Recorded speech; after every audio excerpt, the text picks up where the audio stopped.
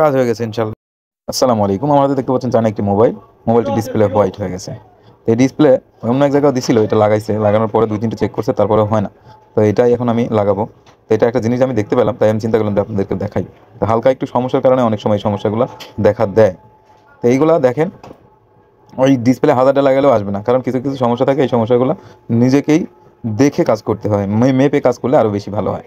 তো এটাই আমি দেখবো। এই দেখেন একে একে মাপতেছি, বিপ দিয়ে মাল্টিমিটারে বিপ সাবন দিয়ে প্রত্যেকটা লাইন আমি মেপে দেখব সব লাইনই ঠিক আছে। এই দেখেন একটা লাইন পেলাম, এই লাইন পাচ্ছে না, জাস্ট এরকম একটা সমস্যা। এখন একটা চিকন তার নিয়ে এই জায়গাটা ঘষে সুন্দর করে দেখেন লাগিয়ে দিয়েছি। এইখান থেকে এই পর্যন্ত এই দেখেন দেখাই যাচ্ছে, এভাবে লাগিয়ে দিবেন।